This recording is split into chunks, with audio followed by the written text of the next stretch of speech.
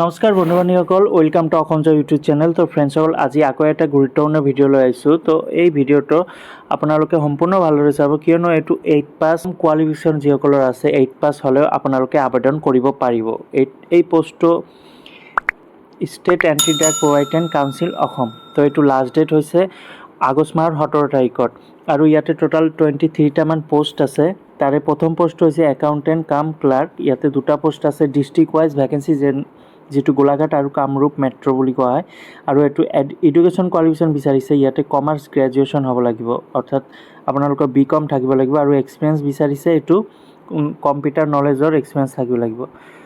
তো ইয়াতে দৰমহা দিছে 12,000 পাৰ মান্থ, ফিক্সড বেতন হয়। আৰু ইয়াতে বয়সটো দিছে 18 পৰা 40 ইয়াৰ্ছৰ ভিতৰত হ'ব লাগিব। তাৰপিছত 2 নম্বৰটো আছে চকীদাৰ। তো ফ্ৰেণ্ডছসকল, মই অলপ আগতে কৈছোঁ যে 8 পাছ হ'লেও আবেদন কৰিব পাৰিব।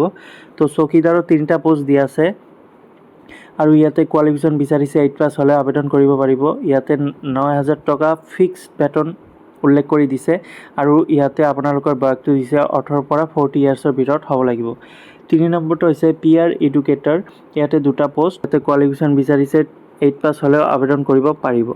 ফ্ৰেণ্ডছসকল, ইয়াতে তো এই পোষ্টৰ বাবে আপোনালোকৰ দৰমহা দিছে যে 10,000 টকা আৰু ফিক্সড বেতন, আৰু ইয়াতে বয়স দিছে 18 পৰা 40 ইয়াৰ্ছৰ ভিতৰত বয়স হ'ব লাগিব।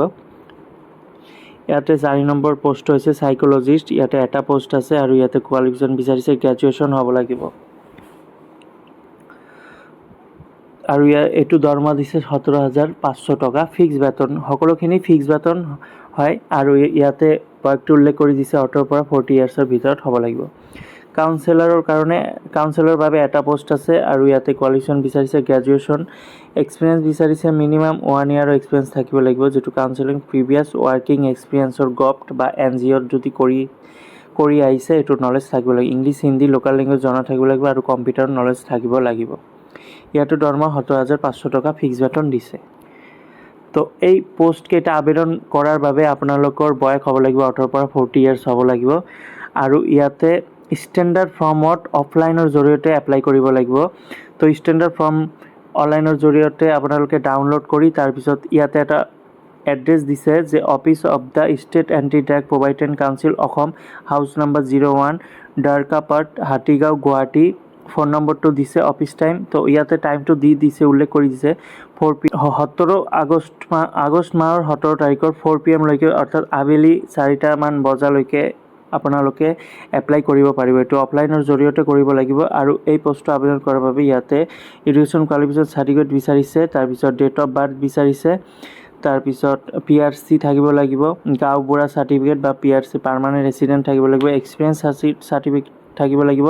এটা ডকুমেণ্টৰ লগত আপোনালোকে এই এড্ৰেছত পঠাই দিব লাগিব, যিটো এড্ৰেছ দিছে। আৰু এইটো 17 আগষ্টৰ ভিতৰত আপোনালোকে আবেদন কৰিব পাৰিব। তো ফ্ৰেণ্ডছসকল, এইটো আছিল অফলাইনৰ জৰিয়তে আবেদন কৰাৰ পদ্ধতি।